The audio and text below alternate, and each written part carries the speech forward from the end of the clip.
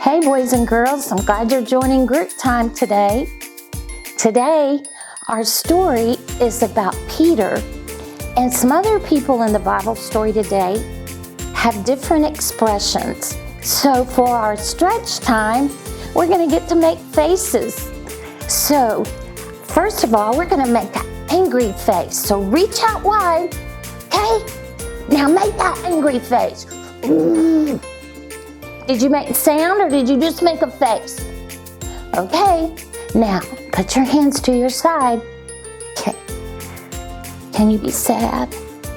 Oh, really sad? Okay. Put your hands together. Can you be happy? Let's see a big smile. Now, I want you to be excited. Now, I can't look excited without doing my hands, so you can go, but we gotta be excited. So in our story today, of course it's in the Bible, which is all truth. And remember, boys and girls, there's the Old Testament and the New Testament. And today our story is in Acts. And Peter was one of Jesus's helpers, the Bible tells us. And one thing the Bible tells us about Peter is that he loved to tell people about Jesus. It made him so happy when he told people about Jesus. But the king was very angry. Ooh. He told his helpers, "You go find Peter. I don't want to hear about Jesus." So his helpers found Peter and they put him in jail. Now, the people that loved Peter and were his friends, they were very sad. So they gathered in a home and they began to pray. That's like talking to God. And they said, "Dear God, would you watch over Peter? Would you keep Peter safe?" And they prayed all day and even into the night. And that night, while Peter was in jail, he was asleep. And God sent an angel, and that angel poked Peter in the side. He said, "Come on, Peter, follow me." Peter followed that angel. And when they got outside the gates that led to the jail, they were in the city. And Peter went to the home of his friends. And when he got there, the Bible tells us he knocked on the gate, or it was like a door. And a little girl, her name was Rhoda, she went to the door. She was so excited. She ran to tell everyone else, "Peter's at the door." And they were surprised. They thought, "He's at the door?" And they all went there and they let him in. They were so excited. Peter was excited, but Peter said, "Thank you so much for praying for me."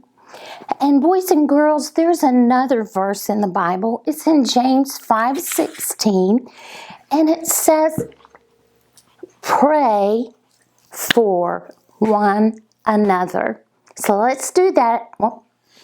Pray for one another. James 5:16. One more time.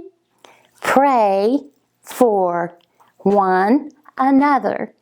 James 5:16. Good job.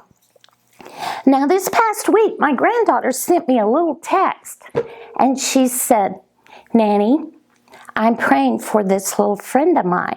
So I thought we should make a prayer book. So it's going to look like this when you're through, but I'm going to show you how to do it. You take a piece of construction paper, fold it in half. Now we're going to trace our hand on this paper, but we're not going to do it this way.